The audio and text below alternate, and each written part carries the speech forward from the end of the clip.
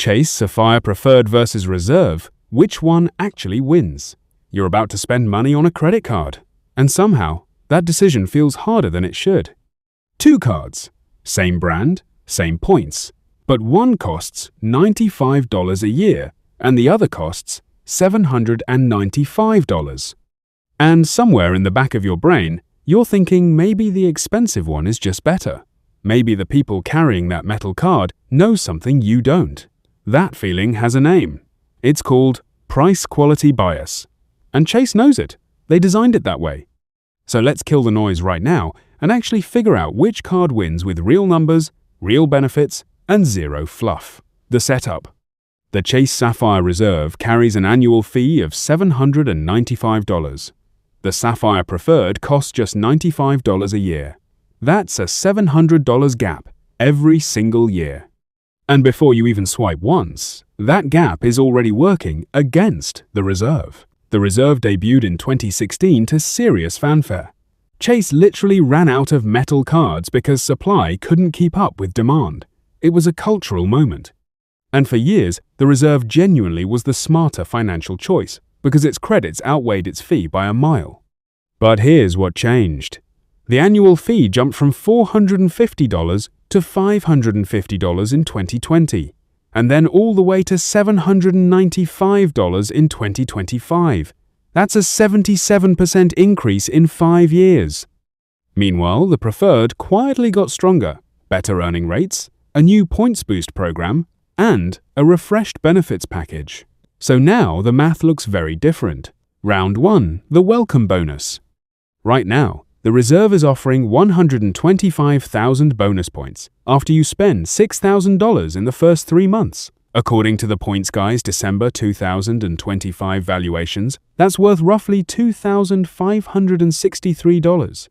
The Preferred is offering 75,000 bonus points after spending $5,000 in the first 3 months, worth about $1,538 by the same valuation. The Reserve wins round 1. But here's the catch: that gap closes fast once you factor in the annual fee difference. You're starting the Reserve 50,000 points ahead but $700 in the hole every year after that. Round 2. Earning points. Both cards earn 5x points on travel booked through Chase Travel. Both earn 3x on dining. That's the same. Where they diverge is everything else. The Preferred earns bonus points across more everyday categories, including online groceries and select streaming services, while the Reserve leans harder into travel-specific rewards. Now here's the part most people miss: the Points Boost program. With the Preferred, points are now worth up to 1.75x on premium cabin tickets on select airlines through Chase Travel. With the Reserve, points are worth up to 2x on top-booked hotels and select airline flights through Chase Travel. The Reserve squeezes a bit more value per point, but you need to actually be booking premium travel for that to matter. And one more thing the Preferred has that people sleep on every account anniversary: you earn bonus points equal to 10% of your total purchases from the previous year. Spend $25,000, earn 2,500 extra points automatically. It's free money for just using the card. Round 3, the benefits war. This is where the fight actually happens. And I want you to pay attention here, because this is where people get tricked. The Reserve comes loaded. Here's what it offers: $300 annual travel credit, up to $120 in Lyft credits, up to $300 in StubHub credits, up to $288 annually for Apple Music and Apple TV Plus, up to $120 in Peloton credits, a global entry or TSA pre-check credit every 4 years, and Priority Pass lounge access to over 1,800 lounges worldwide. Chase claims over $2,700 in potential annual value from the Reserve's credits alone. That sounds incredible. But here's the psychological trap. Just because a benefit exists doesn't mean you'll use it.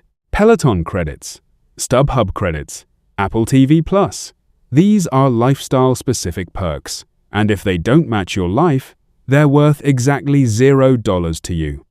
The Preferred keeps it simple. A $50 annual hotel credit for Chase Travel bookings, complimentary Dash Pass with a $10 monthly promo on non-restaurant orders, and the anniversary points bonus. Fewer credits, but every single one is easy to actually use. Round 4. Airport lounges. Let's talk about the one benefit that genuinely separates these cards for frequent travelers. The Reserve includes Priority Pass Select membership with unlimited access to over 1,300 airport lounges worldwide. Chase has also been opening its own dedicated Sapphire lounges, currently live in Boston, LaGuardia, and JFK, with more planned for Philadelphia, Las Vegas, Phoenix, and San Diego. These Sapphire lounges have elevated menus, premium drinks, less crowding, and comfortable seating. If you fly more than 4 or 5 times a year, this benefit alone can justify a chunk of the fee. The Preferred has no lounge access. None. If you live in airports, this is a deal breaker. Round 5. Travel protections. Both cards include trip cancellation insurance, lost luggage coverage, primary auto rental coverage, and purchase protection.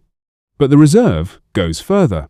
The Reserve's trip delay coverage kicks in after a 6-hour delay, while the Preferred's only activates after a 1-2-hour delay. The Reserve also adds emergency medical and dental coverage, emergency evacuation coverage, and more robust lost luggage reimbursement. If something goes wrong at 30,000 feet, you want the Reserve in your pocket. No question. Round 6. The credit score reality. The Preferred is designed for consumers with good to excellent credit, generally a score of 700 or above. The Reserve typically requires excellent credit, often 750 or higher. If your score is sitting between 700 and 750, the Reserve might reject you outright. The Preferred is your door in. The verdict and the psychology behind it. Here's what's really happening when people choose the Reserve over the Preferred. It's not logic, it's identity. Pulling out a metal card feels different. It signals something: success, status, membership in a club. That feeling is real. But it costs $700 a year. NerdWallet recently called the Preferred the winner for most cardholders, citing the same one-to-one transfer partners as the Reserve, a strong welcome offer, and an annual fee that is $700 cheaper. WalletHub rates the Preferred 5 out of 5 and the Reserve 4.4 out of 5, noting that the Reserve's steep fixed costs can easily begin to outweigh its benefits if you don't use it regularly. So here's the honest answer. Get the Preferred if you travel a few times a year, want simple rewards on everyday spending, don't care about lounges, and want a card that's hard to lose money on. It's the smarter card for 80% of people. Get the Reserve if you fly frequently, you'll actually use the lounge access. You can realistically stack those lifestyle credits, and you're chasing maximum protection when travel goes sideways. The math can work, but only if your life matches the card. No matter which you choose, you're earning Chase Ultimate Rewards points, one of the most flexible and valuable currencies in the travel rewards game. Both cards transfer to the same airline and hotel partners at 1-to-1. Both are genuinely excellent. The only wrong move is paying $795 for a card you use like a $95 card. That's the full breakdown. Drop in the comments, Preferred or Reserve. And if you found this useful, you already know what to do. Like, share, and subscribe. Bye.